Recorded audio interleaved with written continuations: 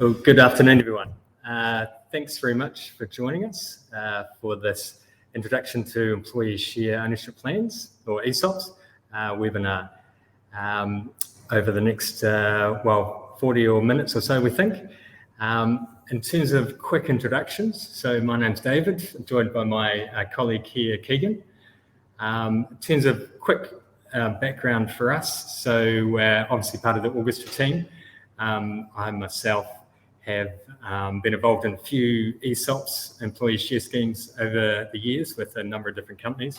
So both with multinationals and with local growth companies, and been involved both from an employee side and an employer side. So I've seen, I suppose, firsthand from a company side how tricky they can be to set up and manage and get ongoing staff engagement with.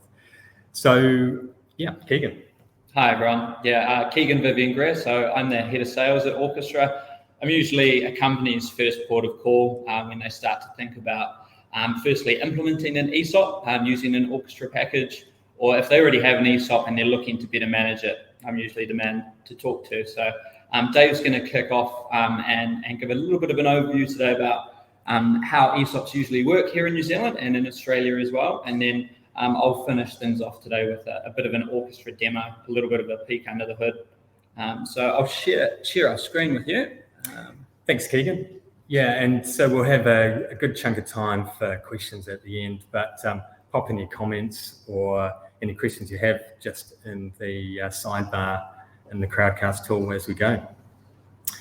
So let's kick into it. So firstly, just a little disclaimer, I suppose, from our side. This presentation is an introduction. It's general information. We don't, as Orchestra, offer financial products or legal or tax advice, but we do have great partners, both in New Zealand and in Australia, that we can refer you to, that do give specific legal and tax advice around ESOPs and can tailor that to your specific situation. So if you're keen on more details after this, please get in touch and we can line up some of those partners. In terms of what we'll cover today, really just want to give a bit of an overview in terms of what are ESOPs, and I suppose the companies that we see are using them. A little bit around the benefit of ESOPs for both the companies and the employee side, and we'll touch on a few types of ESOPs. So it won't be an exhaustive list, but we'll touch on a few, probably the most common ones that we've seen over the last couple of years in New Zealand and Australia. Then covering a few key decisions that once you've decided on a type of ESOP, what you need to look at before you can actually set one up. Then I'll pass over to Keegan to cover a bit on the process, a bit around employee engagement, and then a quick introduction to how Orchestra can help you manage ESOPs along with the demo. So firstly, what are ESOPs? So in terms of the terminology, there's some quite common variations around ESOPs.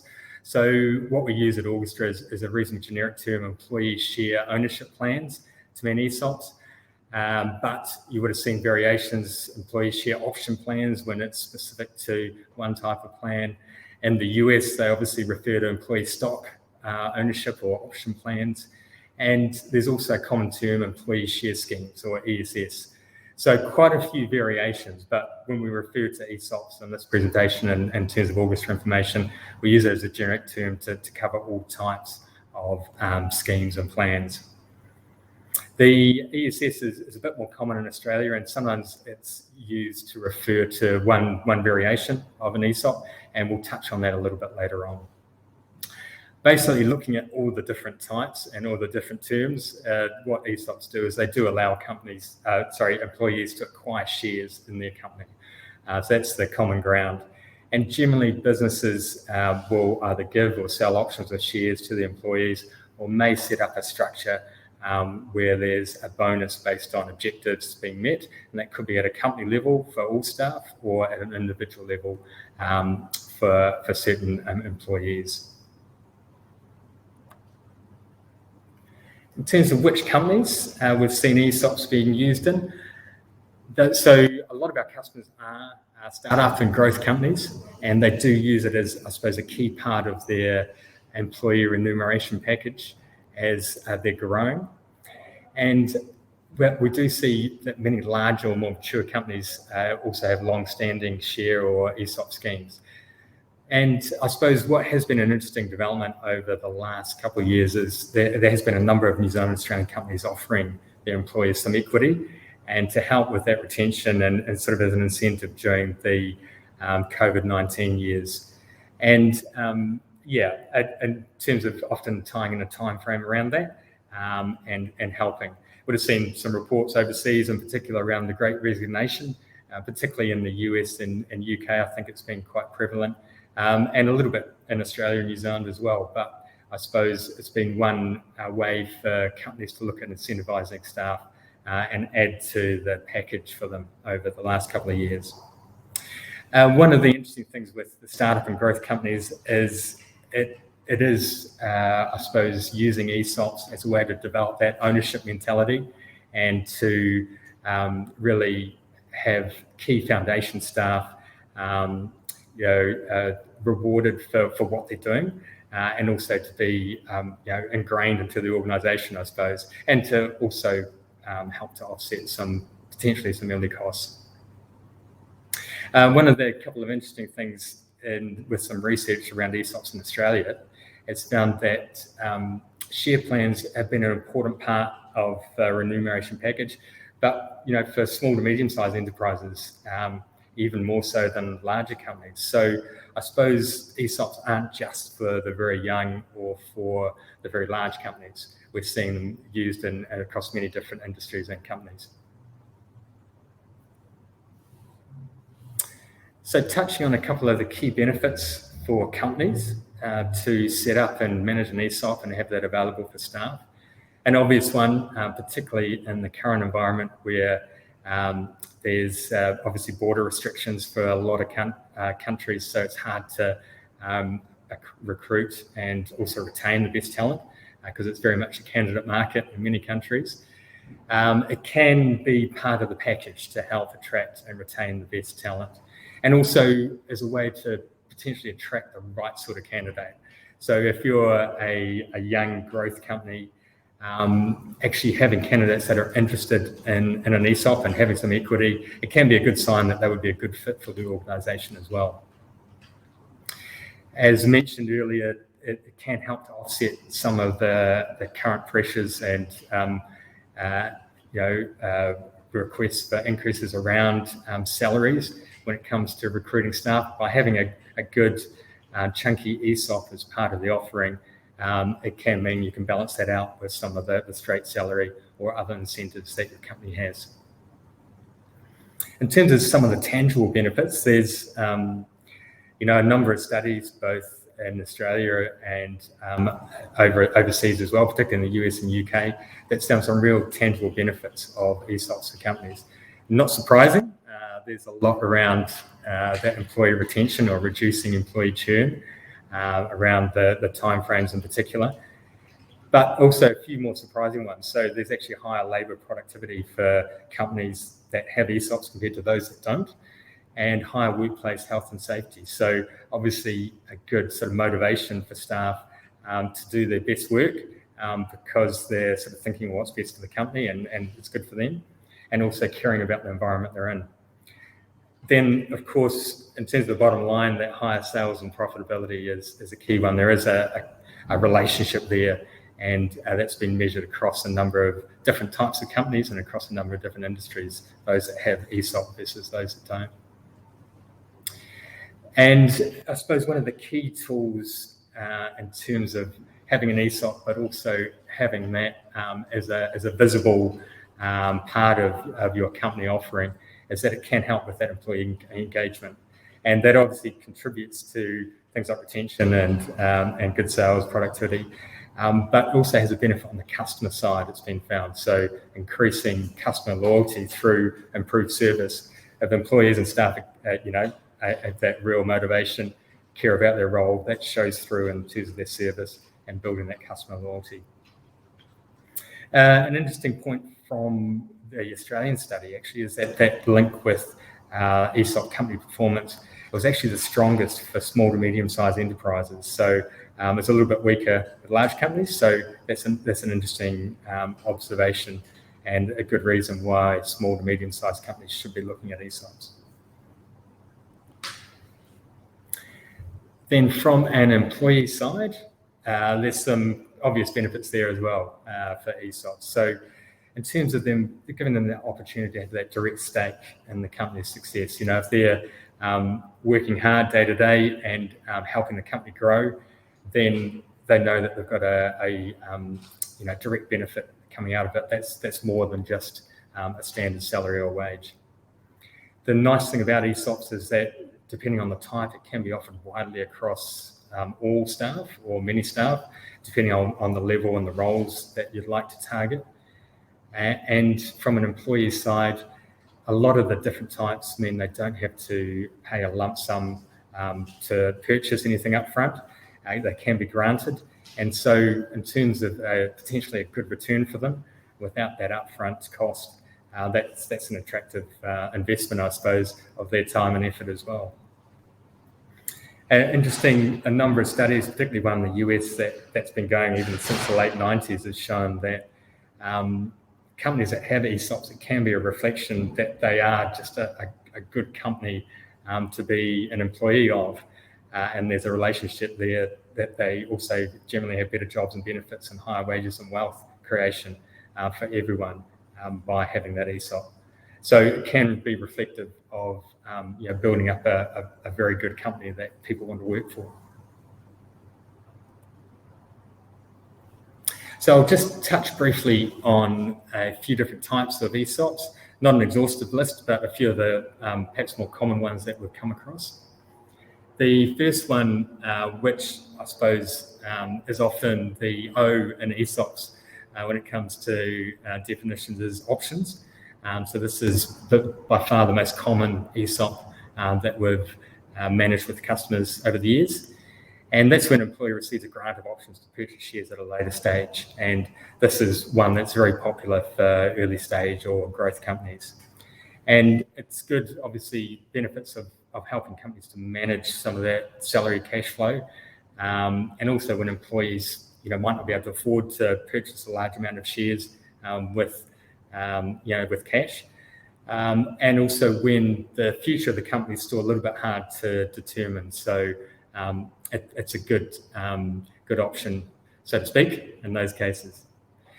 And also the advantage of the company is, there's none of that cash outlay up front. It's all about just granting those options for future shares.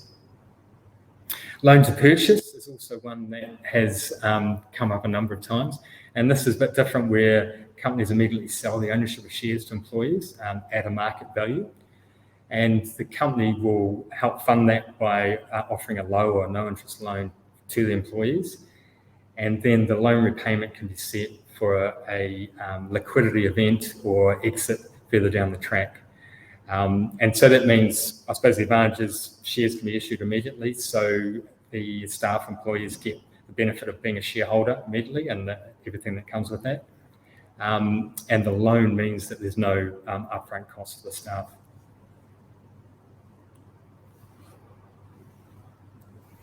A couple of other ones. So Fanful bonus share schemes. So this one we haven't come across so much, but that's where the company agrees to pay a cash bonus in the future, which is to the value of a defined number of shares.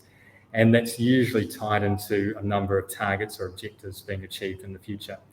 The interesting thing about this one is that there's no legal transfer of share ownership usually, and that it's another efficient way for staff in terms of reasonably risk-free and cash flow efficient, and also has the benefit of no shareholder dilution.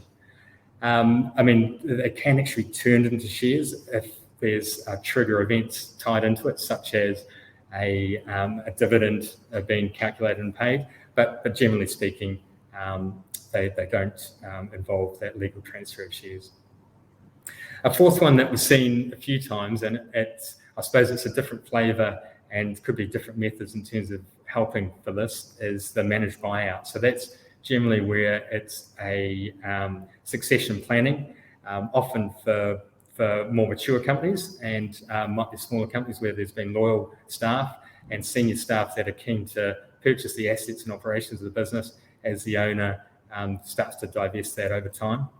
And it can help create a smooth success and transition process by using an ESOP to do that.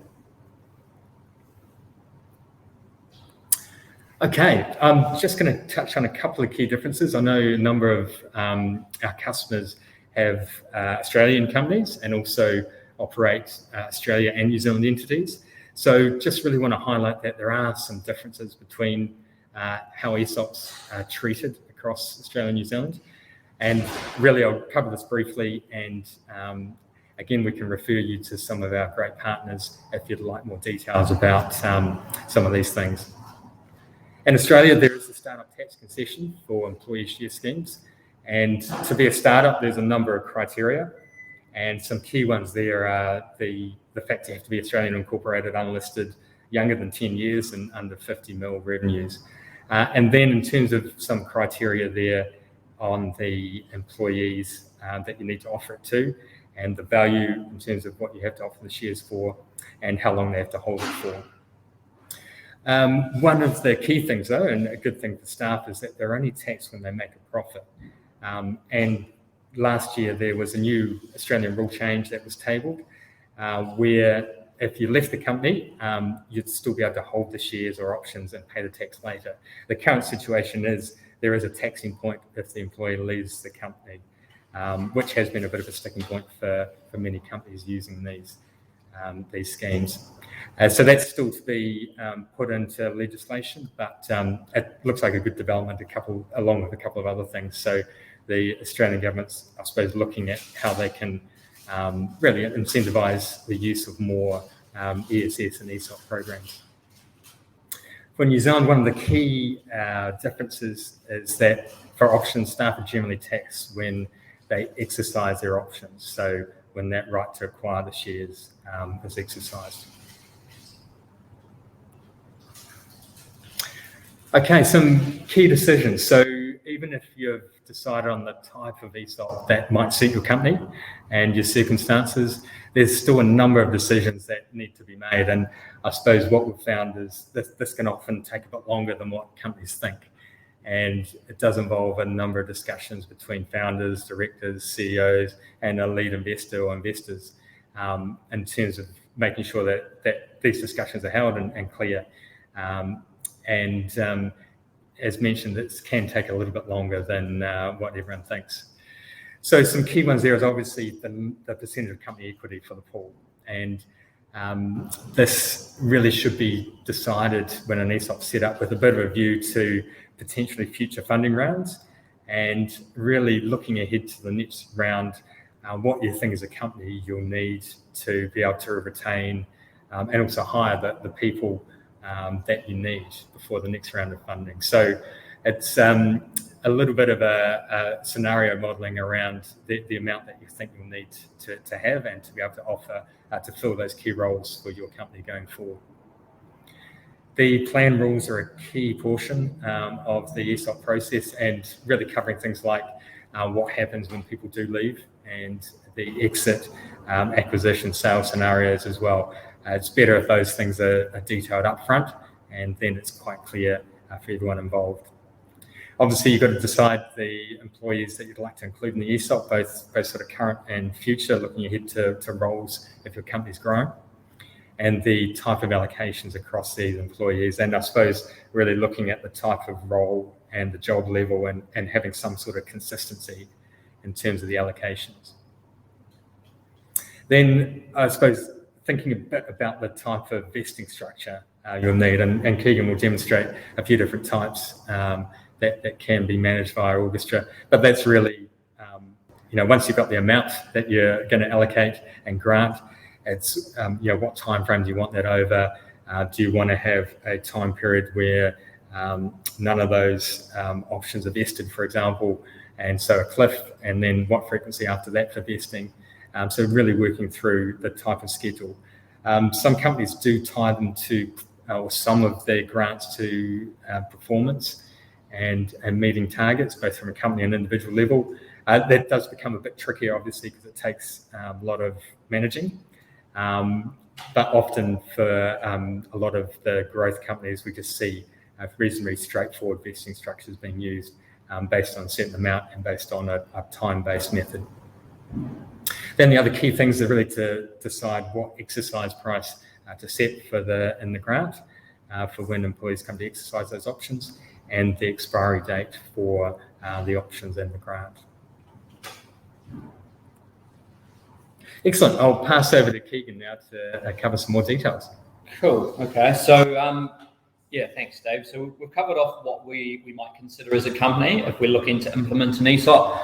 Once we've decided on some of those key factors, the next thing we need to look at is, well, how do we roll it out?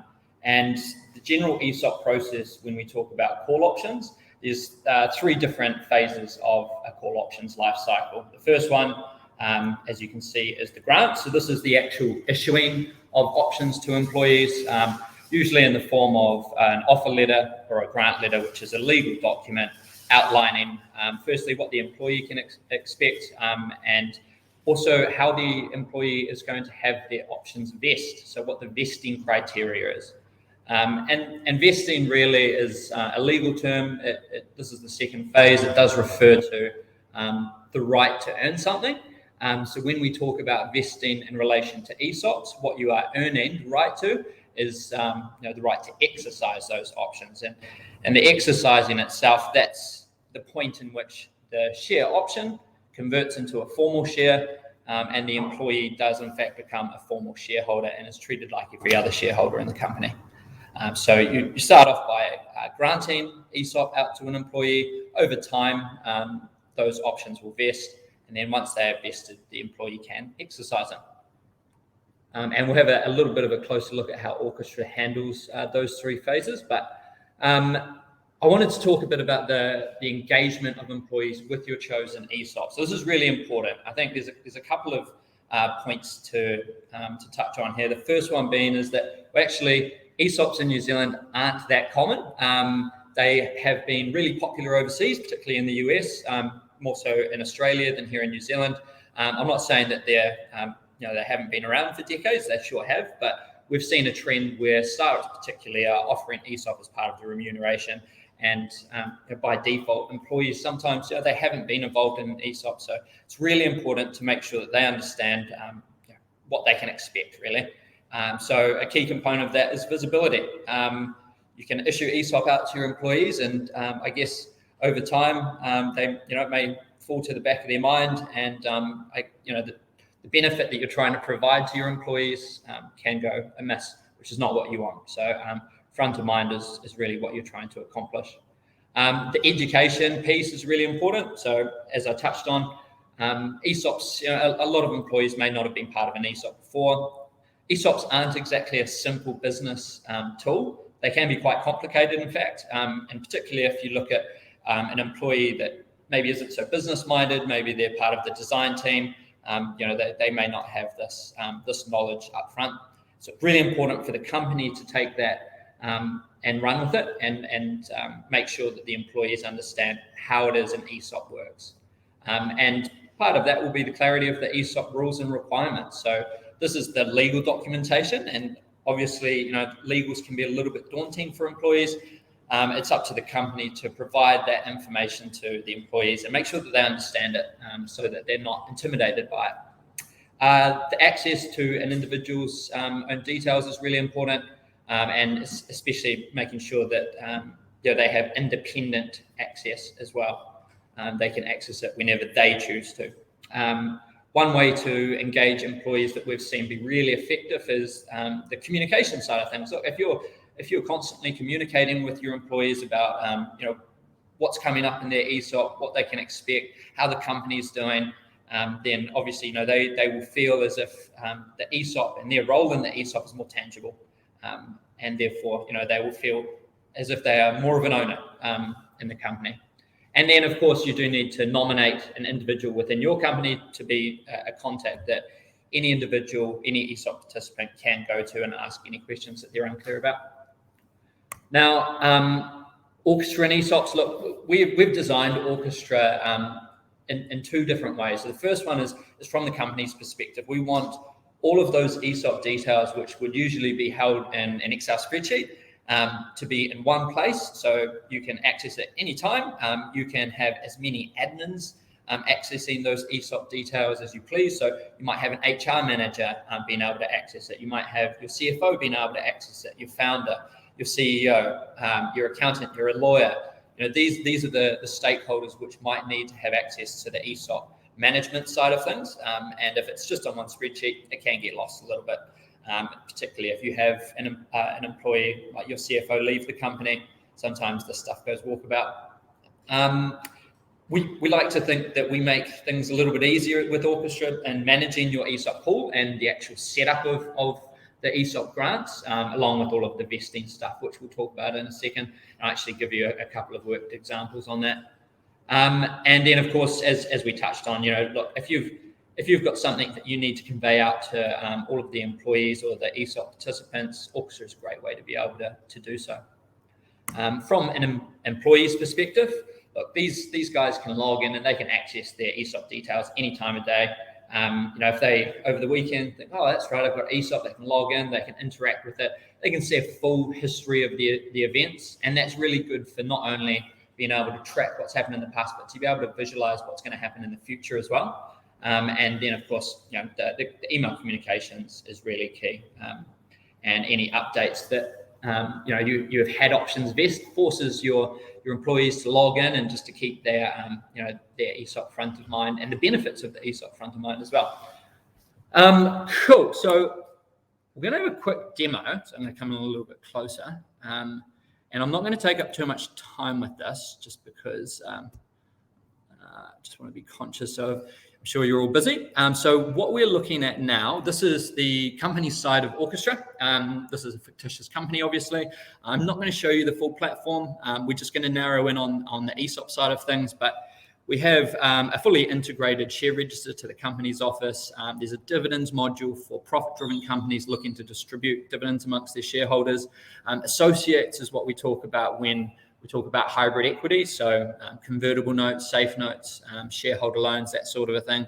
There is a document vault, which acts as a repository for all key company documents, constitutions, shareholders agreements, that sort of thing. That ties into the document signing, just a really tidy way to upload things like a share transfer form and have that signed within Orchestra as well. The communications module, I will continue banging on about this. Really, really important to use and definitely our most utilized module within Orchestra. Really key in developing engagement from your stakeholders.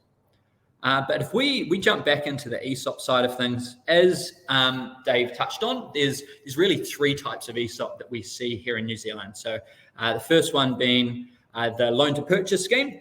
So we've got a handful of those that we see, not as common nearly as call options, but we can manage that within Orchestra. There's phantom share pools, again, slightly more popular than the employee share trust, but really the main one is the call options plan, which is what we're going to look at today. So through Orchestra, you can create your individual ESOP pool. This is one that we've set up previously, and I'll jump in to have a look at it here. So you get some key bits of information on this ESOP pool. There's 6,000 options available, 5 participants. You can see it is a 10% carve out from ordinary shares, which is quite standard for a startup. And then you get an overview of where those options are sitting in terms of their life cycles. This is what we're talking about, whether they have been granted, vested or unvested, all the way through to actually being exercised, where they do in fact convert to being formal shares. And then we can come down and we can take a little bit of a closer look at the individuals that are involved in our ESOP as well. So these are the grant holders. I'm going to jump in and show you Mary Coleman. She's an existing employee. So you can see here we've got some key bits of information, such as the number of options which Mary has allocated, the exercise price, some key dates, supporting documents that would go along with Mary's role in this ESOP, and then you have how Mary's options look in terms of their life cycle. Now, the vesting schedules within Orchestra, there's basically 3 ways that we can set up vesting schedules, and it manages 99.9% of situations. So there is a one-off automatic vesting event. So that could be a bonus. You could say, look, as a Christmas bonus, everyone's going to receive 100 options of their 100 of their options will vest. That's a one-off. You can set that up and it will trigger in the future. There's manual vesting. So as Dave touched on, that's usually tied in with KPIs or performance objectives, whether that's team-based or individual-based. And of course, you can approve and decline that within Orchestra based on the outcomes of those KPIs. And then there's regular automatic vesting. And this is by and far the most common. This is very much a set and forget solution. So you might set up a regular automatic vesting schedule over the course of 4 years, which is quite common. And that might be vesting quarterly or biannually or annually. You also get a look at the grant history. So this is what's been going on for Mary. You can see she's had some options vest. She's actually gone on to exercise some of those options. And of course, through Orchestra, you do have the ability to do so. You can exercise options all the way through to the share register. You get a couple of reports to download as well. And then you do get a visualization. So this is how Mary's specific allocation looks. And you can enable forecasting on that to see, all right, by the time it's January 2023, Mary would have had all of her options vest. Now, I do want to show you a new tool that we've created, which is called our ESOP grant wizard, which we're quite happy with. So it's really been designed to minimize the paper-based traditional methods of issuing ESOP to employees, which we know firsthand is burdensome. So what we've done is we've created a nice, tidy way for it all to be done in one place within Orchestra for you to be able to issue ESOP to a new employee. So I'm going to give you a really quick worked example, and we're going to issue some ESOP or some options to me, Keegan Vivian Greer, and we'll be asked to enter in a couple of key details. So the number of options that we're going to allocate Keegan, we'll give him 1,200. The exercise price, which you would have already established as part of your decision-making process. Some key dates. So when are we going to start this ESOP for Keegan? We'll start it today. And that's going to last through till 2026, so 4 years. And then, of course, if you did want to upload any supporting documents against that, you can do so here. Now, if we submit that, you'll see that Keegan has been set up with a nice, tidy profile here that we can jump into. And at the top, we have a step-by-step on how to set Keegan up with his actual legal ESOP grant. So the first thing we need to do is create a vesting schedule. I'm going to set up a really simple one. So we're going to have the total of 1,200 options vest over the course of 48 months with a vesting frequency of every 3 months. So that's every quarter. And there's going to be a vesting cliff of 12 months. Now, if I submit that, you'll see the next thing, which I'm prompted to do, is to preview the letter. So we've entered in the details on Keegan's ESOP allocation. The platform Orchestra does chew up and spit out that information into a nice legal document where we have some key bits of information, such as the number of options, exercise price, and vesting criteria, along with any restrictions on disposal as well. We're happy with the way that looks, and we're going to generate and send Keegan the ESOP rules. So if we do that, I'll jump back to my personal email, and hopefully it'll turn up here. So 1 second.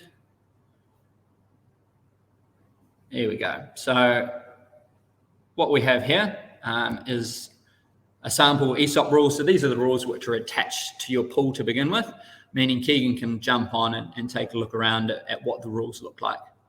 Cool, we're happy with that. And so we're going to come back and we're actually going to send the grant letter to Keegan to sign. And so as I touched on previously, we have partnered with DocuSign to be able to offer electronic signing through Orchestra.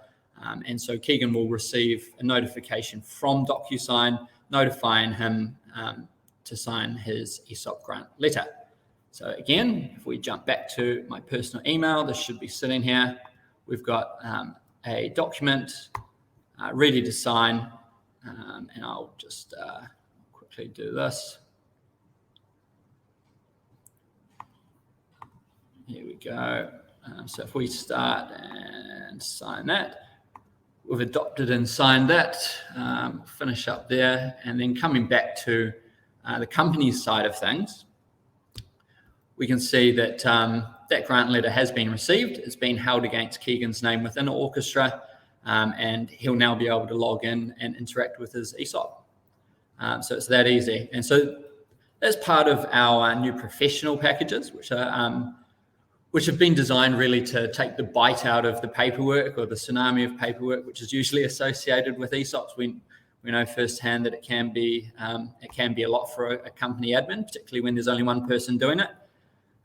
So that's really the ESOP side of things. If from a company's perspective, if we wanted to take a look at what an employee might see, we'll jump in and we're going to have a look at Mary Coleman, which was the individual that I was showing you before. And again, well, Mary Coleman's got a few things going on.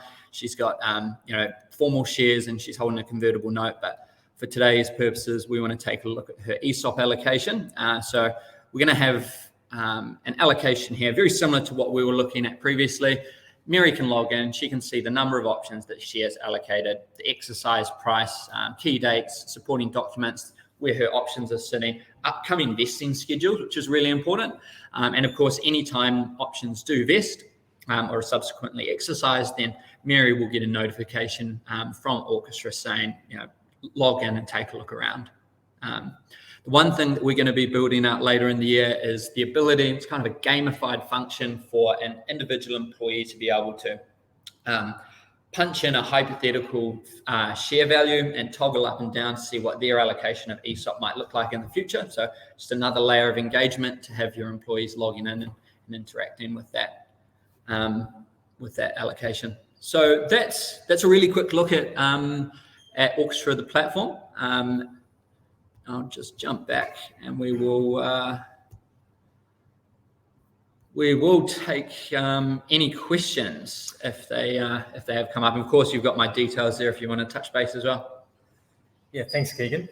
Just thanks for your comments. So Dave and Feroz, just to answer your question, we will just send out the presentation, the video over the next few days. Thanks for your comment, Michael. We do have one question here from Charlotte asking around, is ESOP an add-on module that comes at extra cost? So Keegan will just touch on those ESOP packages that we do sell as an add-on to the core share registry. That's right. So one of the things we're really excited about is we've introduced our new ESOP packages where we actually work with a company to create the full suite of legal documents which are necessary to implement an ESOP. As you can imagine, it's quite a lot of work, and we like to work side by side with the companies which buy for those subscription packages to make sure that they choose the right ESOP for them and that it is as successful and effective as it can be. Now, there's also a professional package. That's really when we take an existing ESOP that a company has and we digitize it for them. We allow them access to that awesome grant letter tool that I was showing you, and we give them the full support necessary that they may need in issuing and subsequently exercising options at that point as well. And then there's the self-service option, which is really where you have full access to the ESOP module, but as the name suggests, it's over to you to upload all of the relevant information and to create that ESOP pool and to assign options to employees and to set up vesting criteria and so on and so forth. So those are the different packages which Orchestra does offer. Great. We've also got a question in terms of how do we transfer shares from founders into an ESOP pool? How do we transfer shares from founders into an ESOP pool? Well, if they're formal shares, you can allocate them into a trust. And then from that trust, you could allocate options out to an employee. The one thing to remember is that share options aren't formal shares, so they don't exist until the point that they are exercised. So that's the one thing that I would say. But that question, if you want to touch base with me personally, I'd be keen to hear a little bit about what it is that you have going on and whether Orchestra could give you a hand. Great. And then we do have a question just around whether it's common, if we've provided one-off grants to key staff, is it common to issue follow-up grants to key employees on a yearly basis, for example, as part of a remuneration review? That's pretty common. I mean, I think, that it might be that when the ESOPs first started out, the options are granted out to staff, and basically they vest over that year. And then looking ahead to the next year, once budgets are set and quite clear, might have had a funding round in terms of what the objectives for the business are and what roles need to fill. That might be at that point where I suppose another set of grants is decided on. It's quite a common feature. Yeah, it can be, absolutely. I think probably what's most common is issuing new ESOP at the point of funding round, as you touched on. But absolutely for performance reviews, for for hitting company KPIs, absolutely there's an allocation of ESOP going out to key staff in a lot of companies that we see.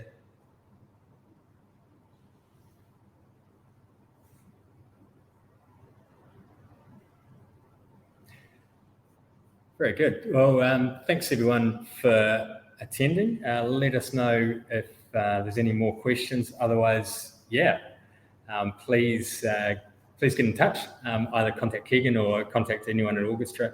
And looking forward to catching up soon. Yeah, and just to reiterate, there is a lot of good stuff on our website, including some of the resources that we've got up on that we've shown today, but also some stuff like ESOP allocation tools where you can punch in real dollar values and forecast what an allocation might look like in the future. So I definitely recommend jumping on and taking a look around. And we will make the presentation available as well for the participants if you want to review it at a later date. Thanks a lot, guys, for those that attended. Really enjoyed it. Cheers.